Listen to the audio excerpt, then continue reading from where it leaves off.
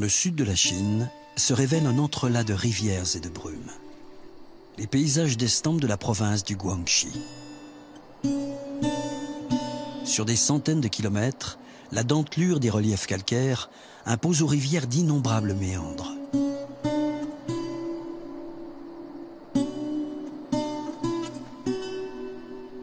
Ces lieux de songe et de légende sont les berceaux d'un art ancien qui garde jalousement son mystère.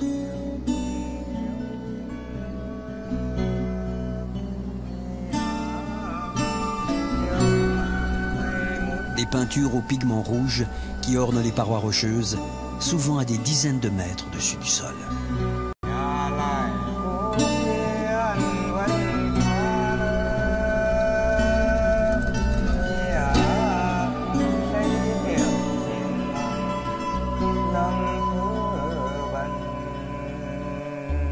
Qui étaient ces peintres de l'impossible? Comment sont-ils parvenus à créer de telles œuvres? Quel sens avait-elle? Pour quel culte? Quelle divinité?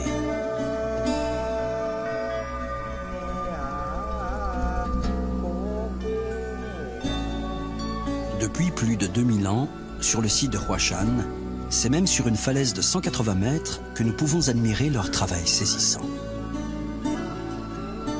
Certains affirment que Huashan signifie d'ailleurs la montagne aux peintures. Huashan, le plus grand monument de l'art rupestre mondial.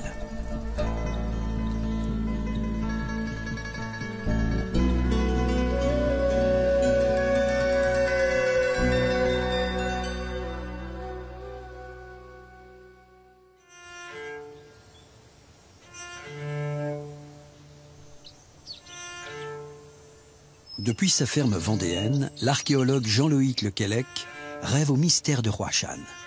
Directeur de recherche au CNRS, grand spécialiste de l'art rupestre, infatigable voyageur, Jean-Loïc n'est pourtant jamais allé jusqu'à Huashan. Et s'il est impatient de s'y rendre, ce n'est pas seulement pour la beauté des sites, mais parce que l'art de cette région du monde pourrait permettre de répondre à une question pour lui essentielle. Pourquoi l'art rupestre ? Qu'est-ce que c'est que cette idée de, sur une paroi, sur une montagne, sur une falaise, de dessiner des personnages, des animaux, des signes? C'est une drôle d'idée en fait. Pourquoi? Pour qui? À destination de qui, hein? À Huashan, il y a possiblement des éléments de réponse, voilà. Notamment, au moins mythologiques. Et c'est à une période et dans un endroit où on avait l'écriture. La Chine, c'est aussi intéressant pour ça, c'est que c'est un des endroits du monde où il y a eu une invention d'écriture ancienne, et donc on a des textes très anciens. Alors du coup, là, il y a peut-être une connexion qui peut se faire. Ça peut au minimum nous éclairer sur le contexte. Ça aussi, c'est rarissime. Presque nulle part au monde, on a ce genre de choses pour des périodes aussi anciennes. Mythologie, légende, et même textes datant de près de 3000 ans, aucun autre site d'art rupestre ne rassemble autant d'indices susceptibles de percer ces mystères. Pourtant, l'art de Huashan reste peu étudié par les chercheurs occidentaux. Et c'est bien ce qui attise aussi la curiosité de Jean-Loïc. Un véritable travail d'exploration mérite d'être lancé. C'est pourquoi, avec son ami le préhistorien anglais Paul Bann, ils ont résolu de s'y rendre enfin et d'explorer ensemble les énigmes de l'art de Huashan.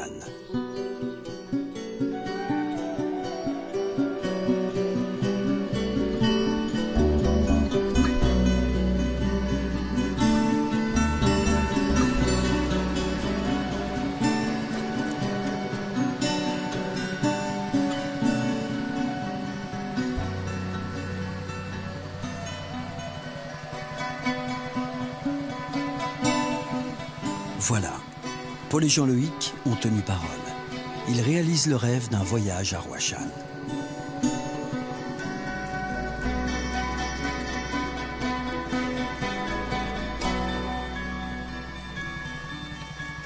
Atteindre le Guangxi, naviguer sur les eaux de la Mingjiang, découvrir la pyramide rocheuse de Huashan posée sur la rivière.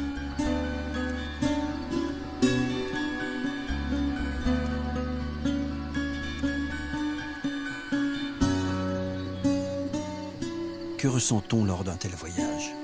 Rencontre-t-on ce pays de légende décrit dans les textes? Peut-on répondre enfin à toutes ces questions qui trottent dans la tête depuis des années?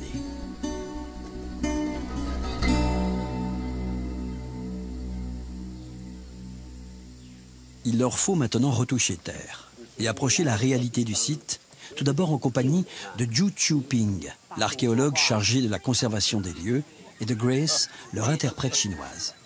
Ils observent tout d'abord la paroi peinte depuis la rive opposée. Alors, combien de figures peintes y a-t-il ici?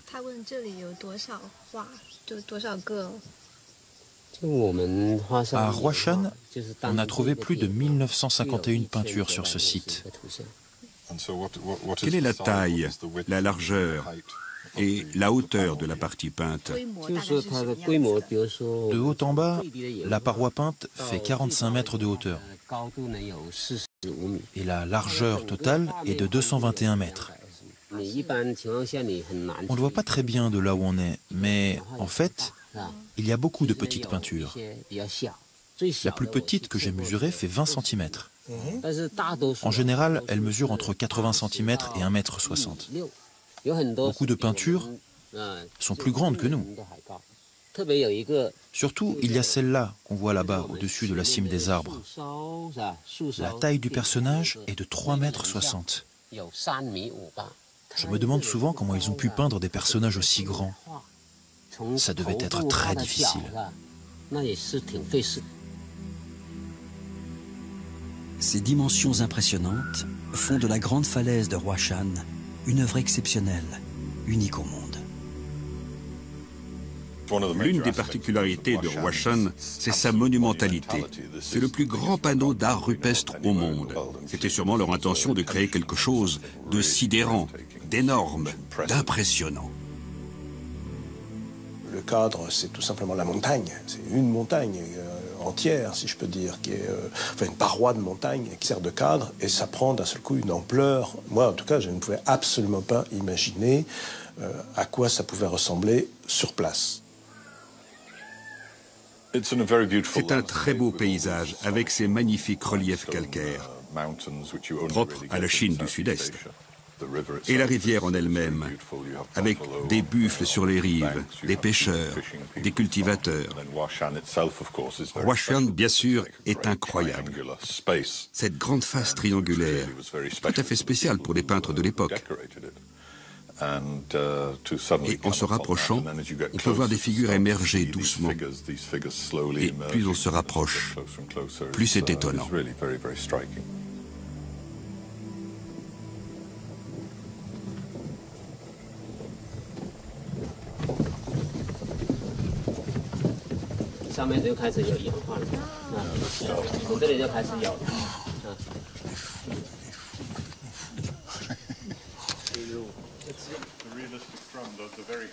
Ça passe aussi par des impressions physiques, parce qu'on est tout petit au pied d'une immense paroi, on est obligé de se pencher en arrière pour voir les choses. On est vraiment dominé, parce qu'on a quelque chose là de très très haut, ces personnages qui vous regardent d'en haut, c'est très impressionnant.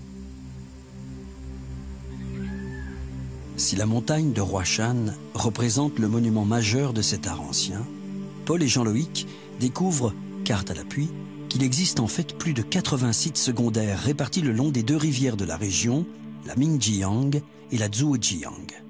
Sur les falaises à l'aplomb de ces rivières, les gisements se succèdent par dizaines. Mais une douzaine de sites ont été également découverts à l'écart des rivières, sur des montagnes en pleine jungle. Car à l'origine, sur ces terres isolées, régnait la forêt tropicale. Patiemment, une civilisation rurale a réduit l'emprise forestière en façonnant un paysage agricole fait de rizières et de champs de canne à sucre. Aujourd'hui encore, l'une des principales ressources de la région.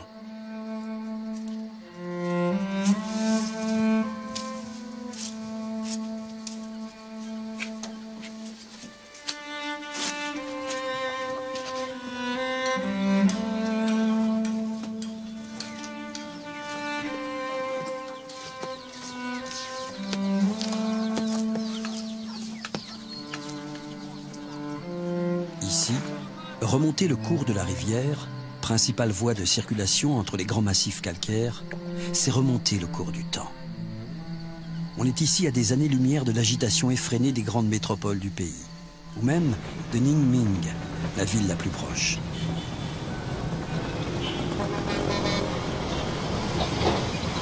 Le visiteur qui vient à Huashan doit d'abord traverser le chaos des usines et des chantiers perpétuels pour trouver un monde aux antipodes, fait de silence et de lenteur. Au rythme des rivières, il serait d'ailleurs impossible à Paul et Jean-Loïc de tout voir, d'atteindre tous les sites. Suivant les conseils de Zhu Qiuping, ils décident de cibler plutôt 2 sites caractéristiques de la région, Jushan et Gaoshan.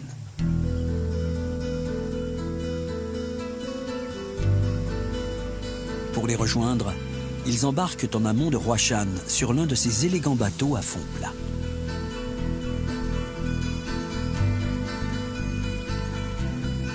Comparé à Huashan, Jushan présente peu de panneaux ornés, mais se révèle bien plus vertigineuse encore.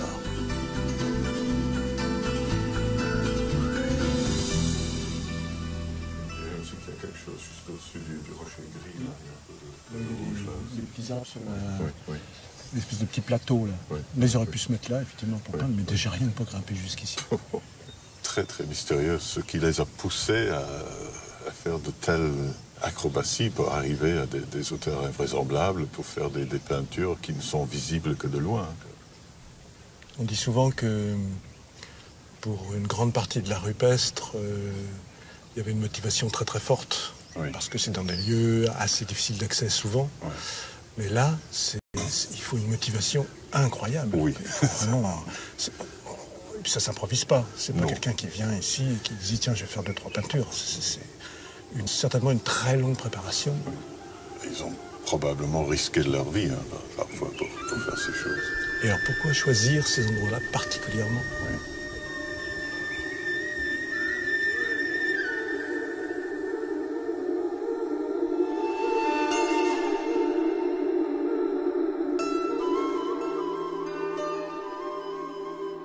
Découvrir des peintures à de telles hauteurs sur des pans de falaise qui semblent si inaccessibles est un choc. Comment ont-elles pu être réalisées? Voilà sans doute le premier grand mystère de l'art de Huashan.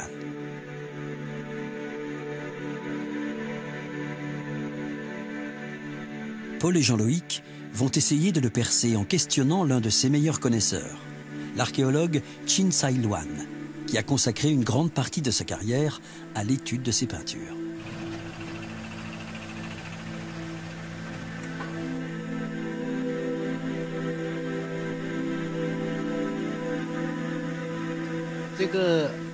Après l'analyse de toutes les peintures de ce site, nous supposons qu'il peut y avoir différentes possibilités. La première, pour les parties basses, les peintres ont pu travailler à partir des terrasses, juste au-dessus de la rivière. Les peintures plus en hauteur, elles, ont pu être faites au moment des inondations, depuis des bateaux, ou alors depuis des échafaudages en bambou. Après, on ne trouve aucune explication, car depuis le sommet de la montagne, c'est impossible de descendre par une corde, et depuis la base, c'est impossible d'escalader. L'échafaudage en bambou est la seule explication plausible. Ici, dans le sud de la Chine, il y a beaucoup de bambou, donc la technique de l'échafaudage est très élaborée.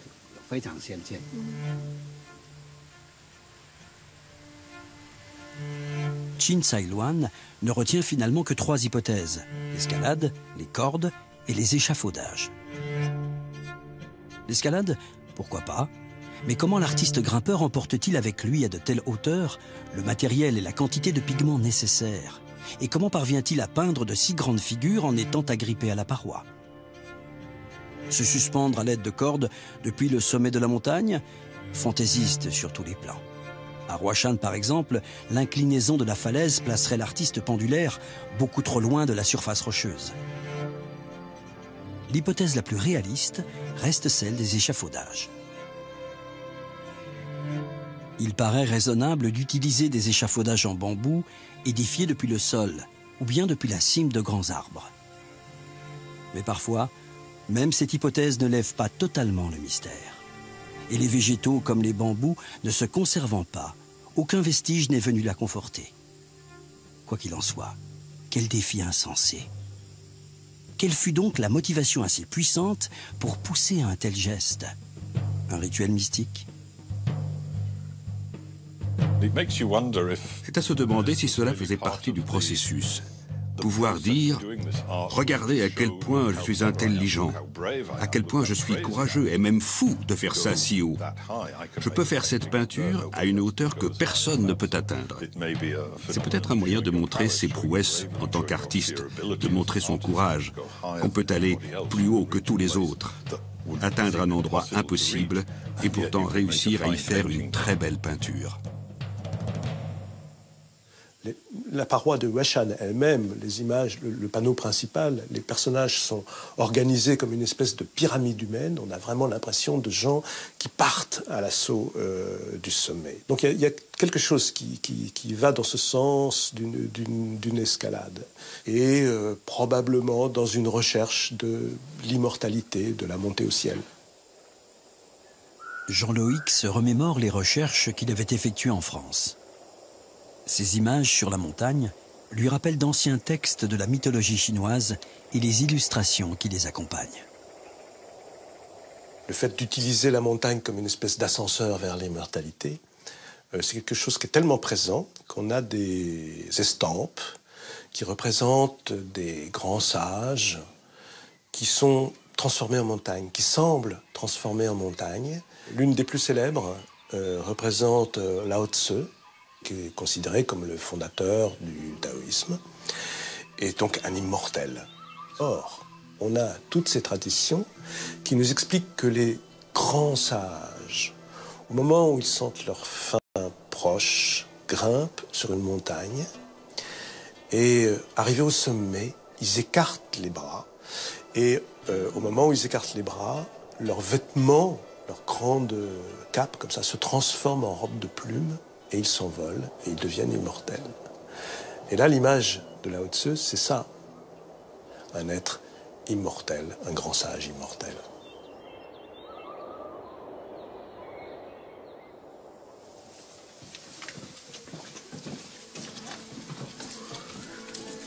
Les mythologies chinoises livrent quelques pistes sur l'imaginaire de l'époque, et pour aller plus loin, Paul et Jean-Loïc ont besoin de reprendre l'enquête à partir des figures elles-mêmes.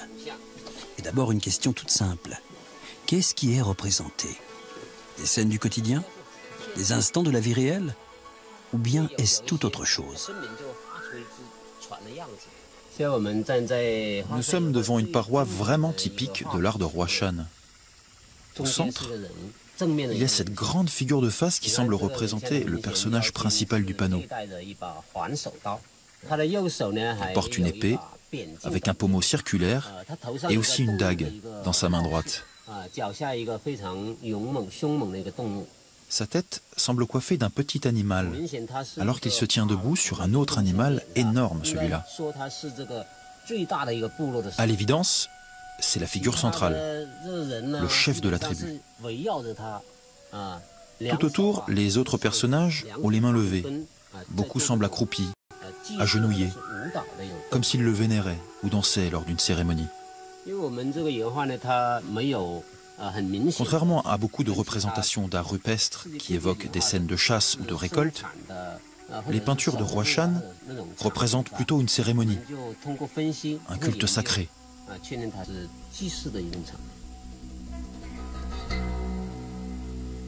Le panneau principal de Huashan retranscrirait ainsi une grande célébration honorant des guerriers armés d'épées et perchés sur des animaux. Un culte mystérieux rendu par tout un peuple. Mais de quel peuple s'agit-il? Il nous faut replonger dans les méandres de la grande histoire chinoise. Datant de près de 2500 ans, les peintures de Huashan ont été réalisées dans un contexte que les historiens désignent sous le nom de période des royaumes combattants. Au terme de guerres innombrables menées contre les petits royaumes indépendants des montagnes, la dynastie Qin, puis la dynastie Han, parviennent à imposer leur hégémonie. En 221, l'empereur Qin Shi Huangdi remporte une victoire décisive qui fait définitivement basculer la région de Huashan dans le giron de ce qui va devenir l'Empire Han. La civilisation Han influence alors les cultures locales et la tradition rupestre s'éteint progressivement. Les différentes méthodes de datation ont confirmé que les peintures ont été réalisées avant la conquête des Han. Pour les historiens, elles seraient donc l'œuvre d'un peuple autochtone, les Luo Yue, qui vivaient précisément dans ces montagnes il y a 2500 ans. Les membres d'une minorité appelée Zhuang sont considérés comme les descendants de ce peuple. Grâce aux Zhuang, les légendes Luo Yue se transmettraient encore aujourd'hui. Jean-Loïc est ravi d'écouter Zhu Qiuping évoquer l'une de ces légendes. Elle pourrait éclairer le sens du rituel qui s'est accompli ici durant des siècles.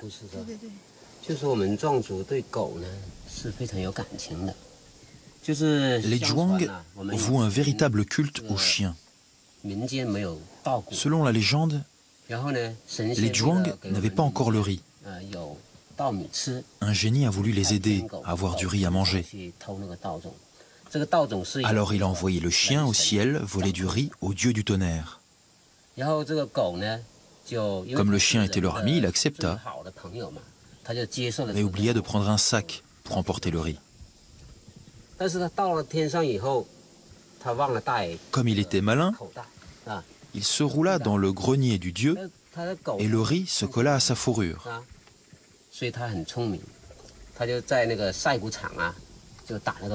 Hélas, le dieu du tonnerre le surprit et le punit. C'était un chien à 9 queues. Le dieu les lui coupa toutes sauf une. Le chien revint dans le monde des Zhuang avec quelques semences de riz encore collées à la seule queue qui lui restait. Les Zhuang les plantèrent. Et c'est là l'origine du riz que nous mangeons aujourd'hui.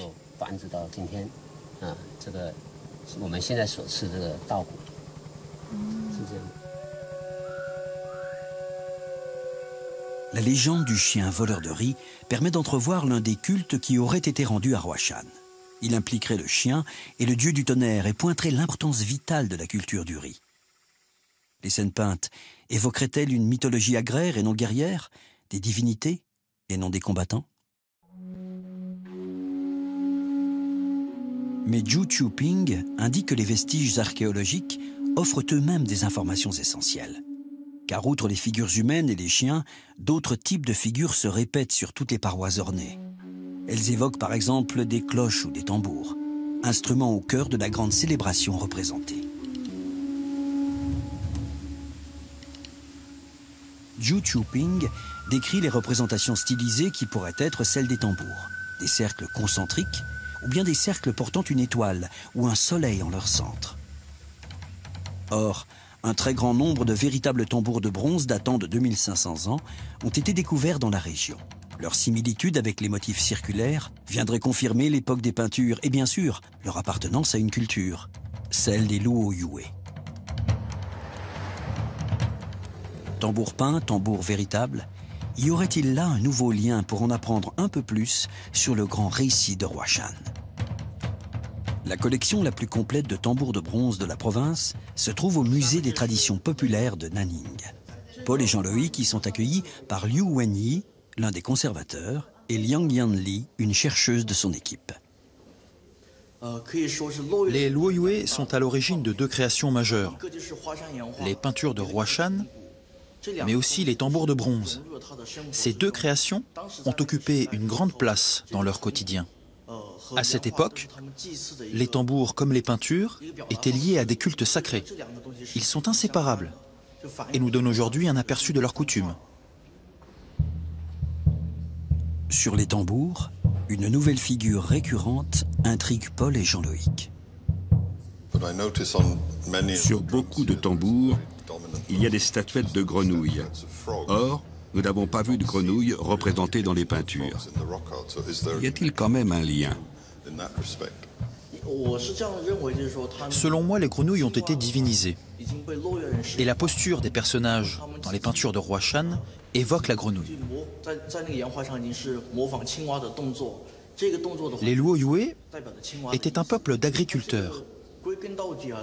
Pour eux, la grenouille était un animal très important. Son coassement annonce la pluie, et la pluie, c'est capital pour les cultivateurs. C'est pourquoi les Luoyué vouaient un véritable culte aux grenouilles.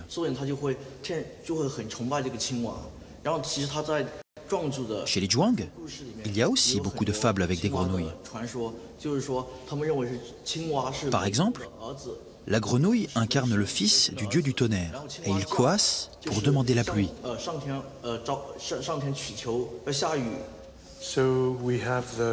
Alors ici, nous avons le soleil, le tonnerre, nous avons la grenouille pour prévoir la pluie.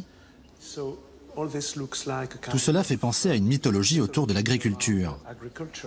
C'est bien ça? En fait, les tambours de bronze sont comme des livres.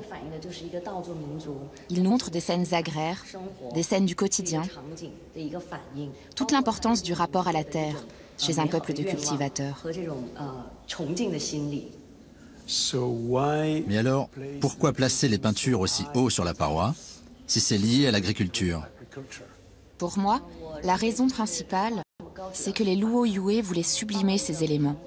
C'était à l'attention des dieux, ces dieux que les Luoyué invoquaient pour obtenir de l'aide et leur prouver leur adoration.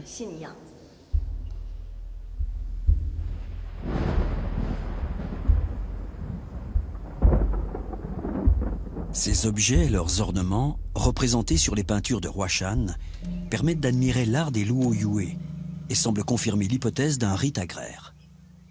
L'art de Huashan se situerait ainsi à la croisée du quotidien et du spirituel. Or, les Zhuang, héritiers lointains des royaumes Luoyué, sont aujourd'hui encore un peuple de cultivateurs. Rencontrer la minorité Zhuang, serait-ce comme rencontrer les créateurs des tambours de bronze et surtout les auteurs des peintures, du grand récit originel de Huashan? Comment ne pas y songer? Paul et Jean-Loïc se rendent dans un petit village non loin de Huashan, en compagnie de Gan Xiaozheng, conteur et chanteur en langue Zhuang. Grâce à lui, ils vont pouvoir rencontrer une famille de cette minorité. Même si la rencontre est brève, Jean-Loïc aimerait trouver quelques traces d'une continuité entre les Zhuang d'aujourd'hui et leurs lointains ancêtres.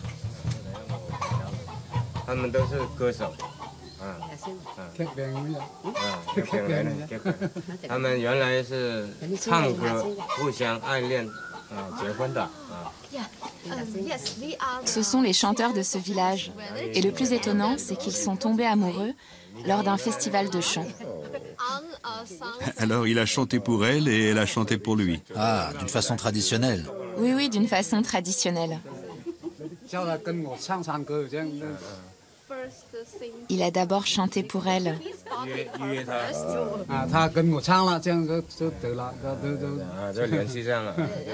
Et parce qu'il lui a plu, ils ont commencé à chanter ensemble.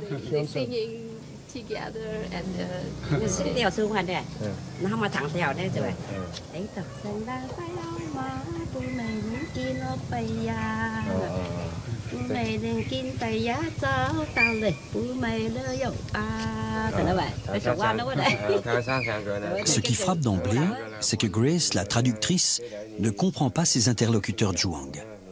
Gan Xiaozheng doit faire l'interprète. Il affirme que ces villageois connaissent tous les légendes et les chants anciens transmis en langue Zhuang. Mais il est impossible en si peu de temps d'explorer un monde si vaste. Ce qui est indéniable, c'est que la langue Zhuang identifie un peuple et sa culture. Pour moi, la connexion essentielle qui est toujours présente et qui est absolument évidente, c'est la langue. Pour moi, la langue, c'est le vecteur principal de la tradition orale, par définition, donc des chants. Et donc là, on a affaire à des gens qui sont porteurs de la tradition de Zhuang à l'évidence. En fait, une partie de la tradition de Zhuang à l'évidence. Après, c'est pas étonnant que, en passant aussi rapidement, nous n'ayons pas trouvé, nous, les choses qu'on aurait vraiment souhaité trouver, le magnifique récit d'origine sur les peintures. Bon, ça aurait été un petit peu miraculeux, il faut bien le dire.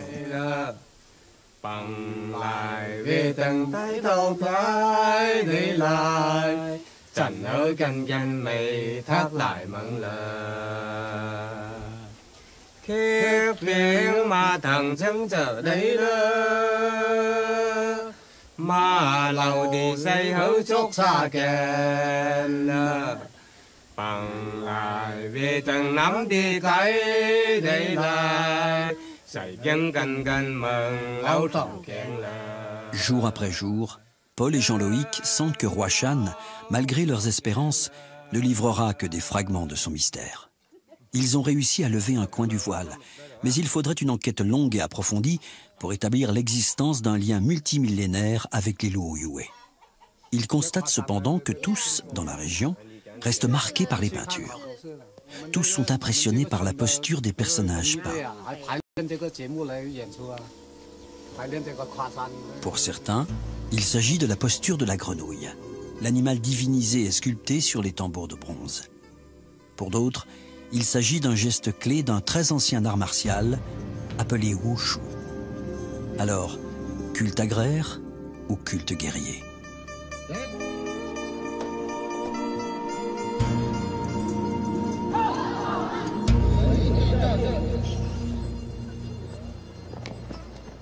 Paul et Jean-Loïc comptent en savoir plus sur l'hypothèse d'une origine guerrière des peintures, grâce à Gan Min, le chef de la police de Ningming, la ville voisine de Huashan. Car le policier est aussi et surtout maître de Wushu. La rencontre a lieu à l'école de Ningming, à l'issue d'une démonstration à l'échelle toute chinoise. Quelle est la connexion entre ça et l'art rupestre? Parce que ce qu'on voit là, c'est la figure qui est sur un panneau de Huashan. Quel est le lien entre ce qu'on vient de voir et les peintures de Huashan? Le Huashan Kan est un sport issu du Wushu, qui a été créé pendant la dynastie Zhou, entre 256 et 145 avant Jésus-Christ.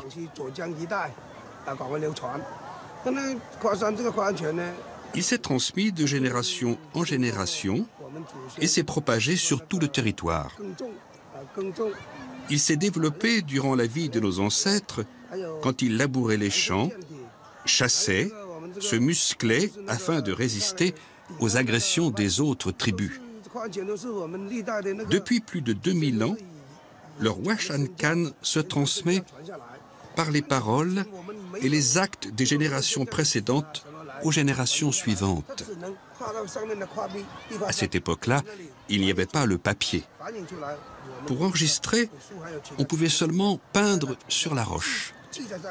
Ils transmettaient le wushu, mais aussi d'autres choses. Oui, bien sûr, oui, absolument. Peut-être il pourrait nous donner la leçon numéro 1, notre première leçon.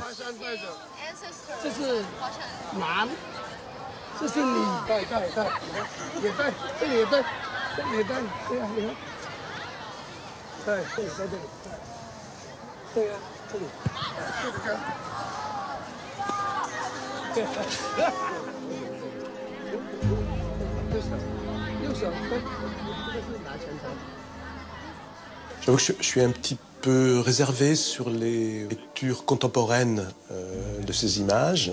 Il y a par exemple 2 grandes lectures qui sont très fréquentes, que les gens racontent volontiers.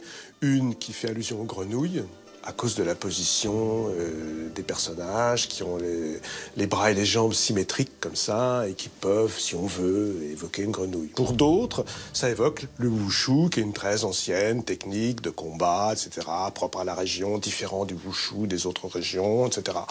Oui, aussi, si on veut, mais en fait, ça s'appuie sur vraiment presque rien, simplement cette position-là. Ça correspond simplement à une réalité actuelle où les gens éprouvent le besoin de donner un sens à ces images. Ça, c'est très important. C'est pas dans tous les endroits du monde où se trouve un art rupestre que les gens des environs, d'abord s'y intéressent, et non seulement s'y intéressent, mais cherchent à lui donner du sens, et estiment que ce sens est très important et que ce sens est même essentiel pour leur propre identité.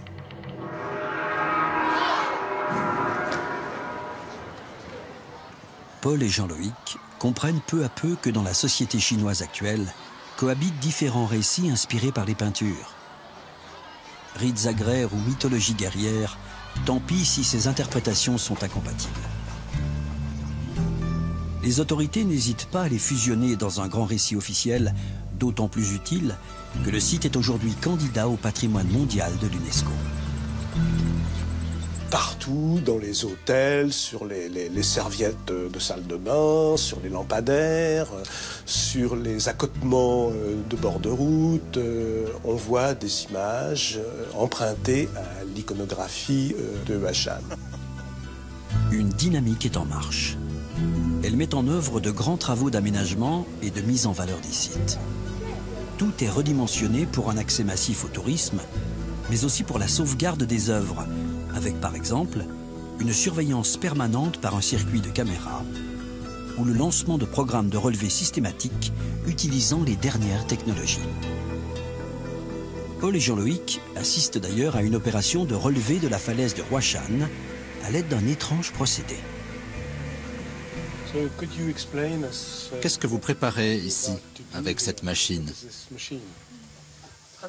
Ceci est un scanner laser 3D. Cette technique permet d'effectuer un relevé en 3 dimensions à 360 degrés. Quel est le lien avec le drone? Les deux travaillent ensemble? Le scanner 3D nous donne seulement le relief. Et le drone, lui, nous donne les informations visuelles. On reconstitue ainsi une vision panoramique en relief. En fait, nous combinons les données de 2 machines différentes. Les 2 outils ne travaillent pas ensemble, mais ils se complètent pour le rendu final. Le faisceau laser permet de cartographier avec une précision millimétrique le relief de la paroi peinte. En parallèle, cette même paroi est filmée en haute résolution par un drone. Les images et le relief scannés sont ensuite réunis par traitement informatique afin de reconstituer un relevé de la paroi en 3 dimensions avec une précision inédite. Paul et Jean-Loïc observent le résultat sur l'ordinateur du jeune ingénieur chargé du programme et sous le regard intrigué de Chin Tsai-Luan. Ce dernier avait, il y a une dizaine d'années, effectué un relevé exhaustif des peintures rupestres de la région, mais en utilisant une toute autre technique, à base d'aquarelle, bien plus artistique que numérique. À l'époque du premier relevé, un collègue dessinateur copiait les peintures de loin, avec une longue vue. Moi, je me tenais à côté pour l'aider avec une autre longue vue. Nous comparions au mieux avec l'original, mais les dimensions ne pouvaient être qu'une estimation.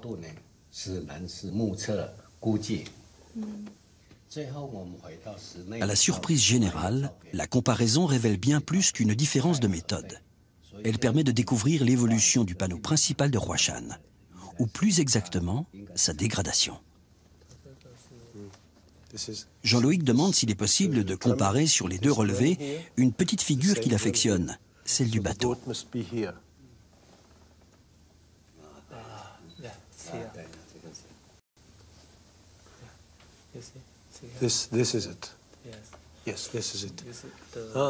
C'est intéressant de comparer avec l'ancien relevé. Cette partie a disparu sous l'effet de l'érosion, de la pluie et du vent. Cette nouvelle technologie est fantastique pour produire plus d'informations, plus de données précises et aider ainsi à mieux observer la détérioration de certains des panneaux survenus durant les 30 dernières années. Jean-Loïc imagine déjà comment D-Stretch, le logiciel d'analyse colorimétrique qu'il utilise, pourrait compléter ces nouvelles techniques de scanner. En jouant sur la couleur des photographies, D-Stretch révèle en effet des motifs que superposition ou altération ont rendus quasi invisibles. Un procédé informatique qui enrichit la gamme des nouveaux outils à disposition des chercheurs. Chin Tsai-Luan propose alors de guider Paul et Jean-Loïc jusqu'à un très beau panneau situé loin de la rivière et qui est hélas presque totalement effacé. Peut-être le procédé de Jean-Loïc Permettra-t-il de redécouvrir ce panneau?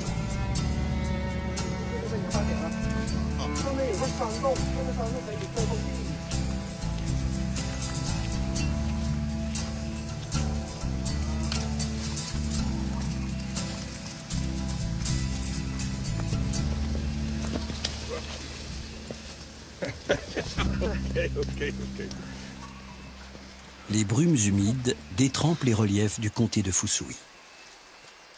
La bruine se transforme en pluie quand le petit groupe, formé autour de Paul et Jean-Loïc, tente de se frayer un chemin pour accéder au site de Balai.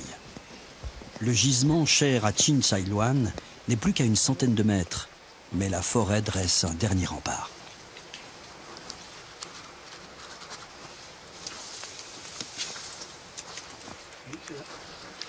Thank you.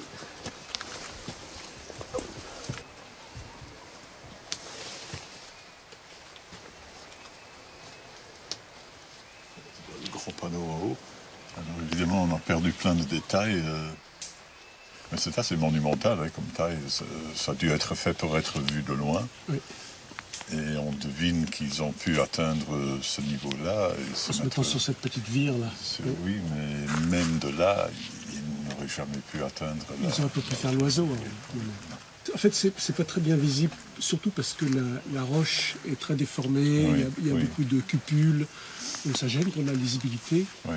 Mais là, je crois bien qu'avec D-Stretch, on aura un très très bon résultat. On va pouvoir rendre tout ça bien visible. Oui. Comme prévu, le panneau principal se devine plus qu'il ne se voit vraiment. L'un des plus éloquents témoignages de l'art de Huashan est en train de disparaître. Mais l'intuition de Chinsailuan était juste. Ce que Paul et Jean-Loïc croient apercevoir, les photos vont permettre de le raviver grâce à D-Stretch, d'en révéler même les détails déjà invisibles à l'œil.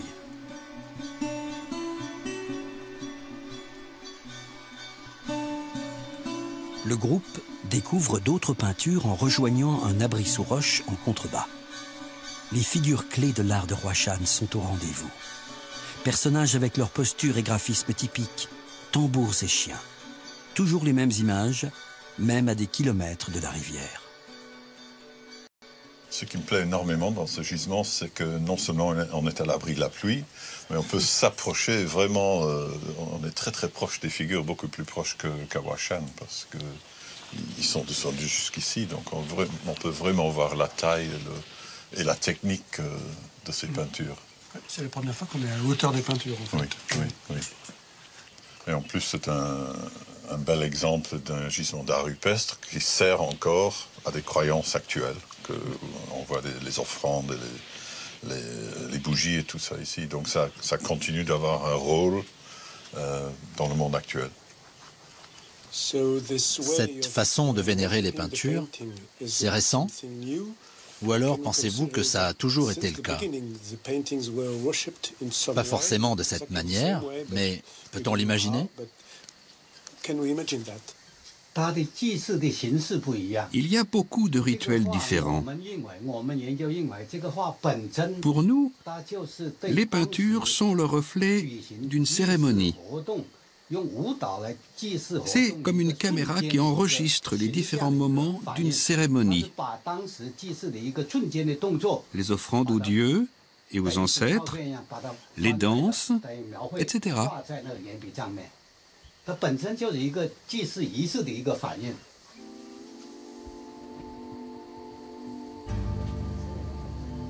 La conversation terminée, Chinsailuan se met à l'écart et entame un rituel auquel Paul et Jean-Loïc ne s'attendent pas du tout de la part d'un scientifique.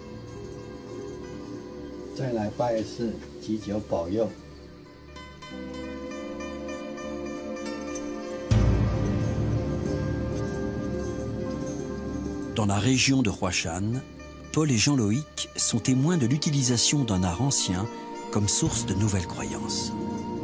Quoique le sens originel en soit perdu pour une grande part, le caractère sacré des peintures se perpétue au fil des époques.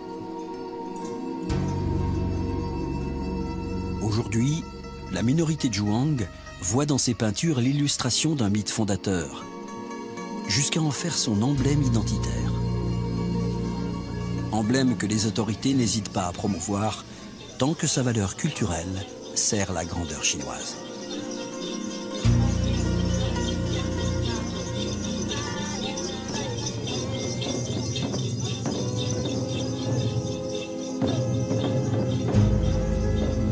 Et comme tout mythe a besoin de héros, en voici deux.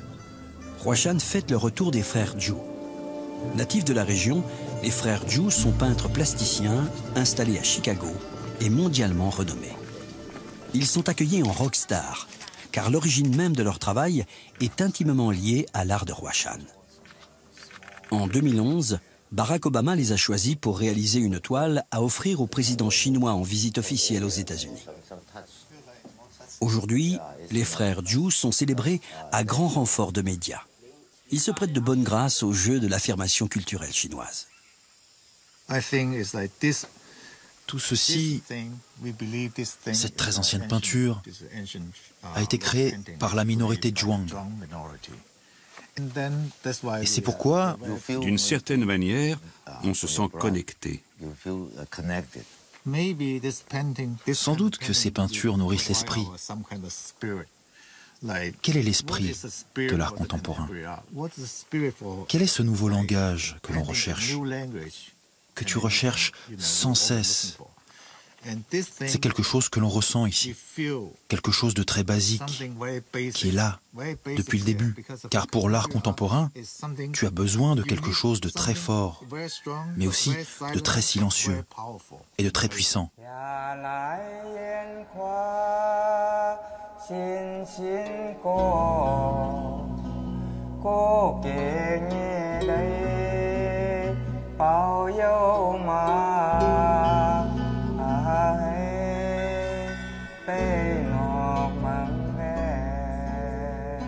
Ce jour-là, Paul et Jean-Loïc ne sont pas à Huashan pour rencontrer les frères Zhu.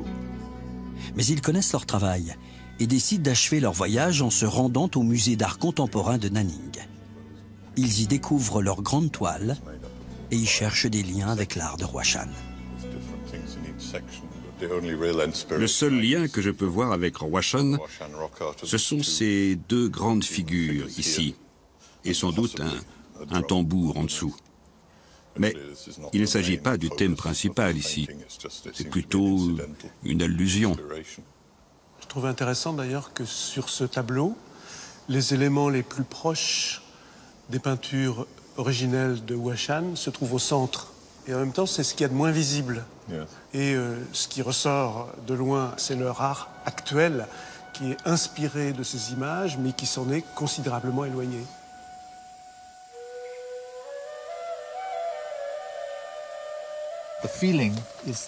La sensation ici, c'est la liberté.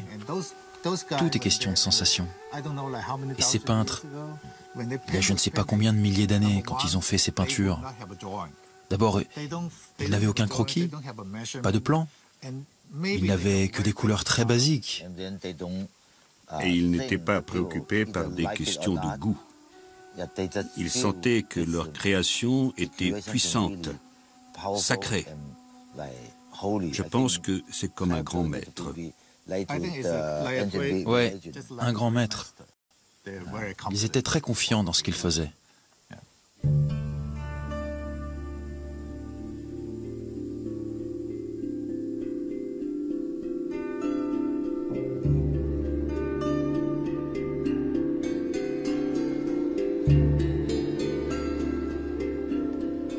Le fait que les frères Zhu, d'une certaine manière, s'approprient l'art de Huashan, pour moi, ça relève de la même démarche, finalement, ou du même phénomène que les gens qui interprètent les anthropomorphes de Huashan comme l'ancêtre de l'art martial Wushu.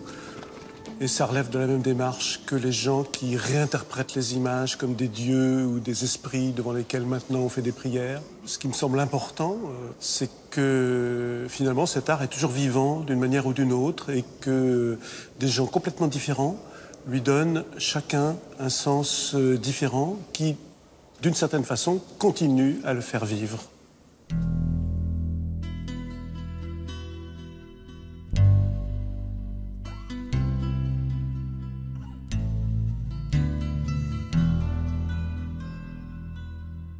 Paul et Jean-Loïc, cette première exploration aura permis de rassembler quelques indices pour élucider le sens des spectaculaires images de Huashan.